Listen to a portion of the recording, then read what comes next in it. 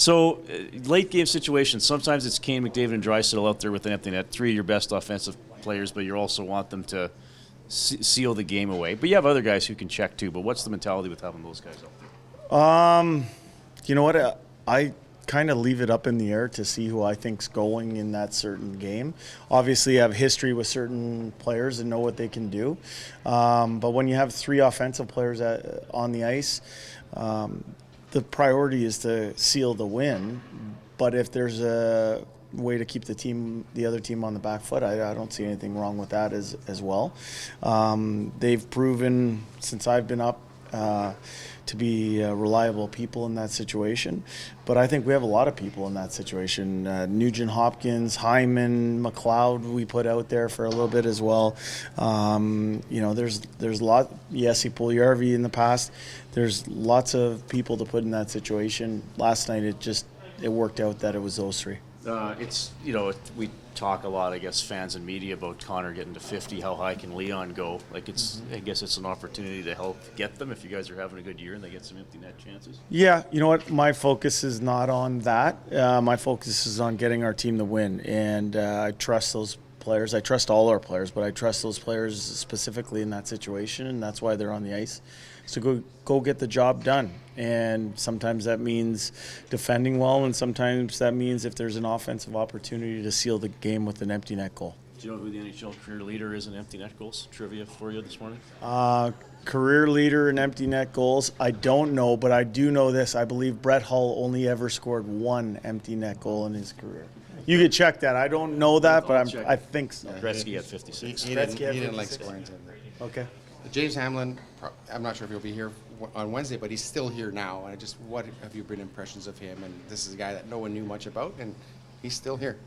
Maybe people in this crowd didn't know much about, but certainly within our organization, we know what James can do. I think him still being here is a credit to the work that he put in over his summertime, and he's pushing every day, and good for him.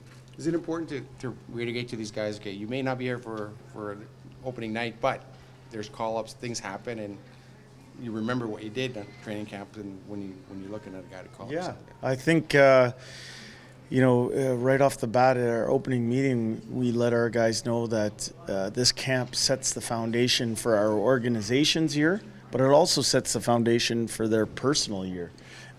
So whether people are on the opening night roster or not, for me, they should feel good. If they've made it this far, they should feel good about what they've laid down here over these last 3 weeks. When you look at Sunday, I believe it's a day off, and then you had a couple sort of potentially heavy practice days or practice video days. What are a couple of things that you feel you want to work on or try to work on heading into opening night? Yeah, I thought we touched a lot of bases and had a lot of really good teaching moments and teaching meetings during training camp thus far.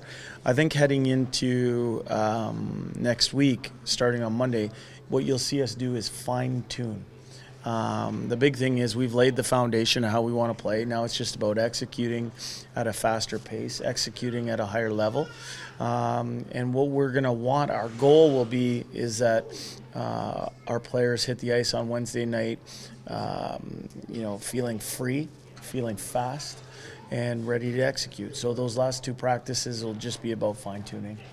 After a very long training camp, how important is it to have a day like today where you can have players, families around during the holidays? Yeah, I think it's very important. I think it gives everybody a little bit of energy. Last night was the last game of the preseason. Today was the last kind of practice of the preseason. So we wanted to do something a little bit different, a little bit fun, involve people's families. And it's not just our players. It's staff members brought their kids or their significant others. And, it's just a way to bring everybody together and connect. And I think anytime you can do that, you're cementing bonds that help you as you go through a tough 82-game schedule.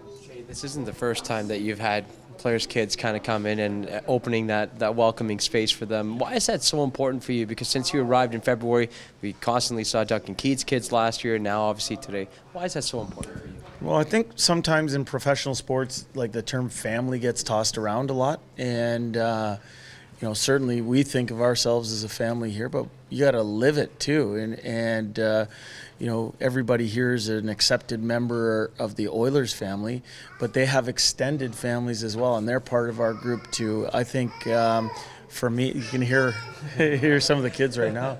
I think anytime that you can bring in the players' families or the staff's families, it's a little thank you to them based on the sacrifice that they make in order for their husbands to work in this field, or their dads to work in this field.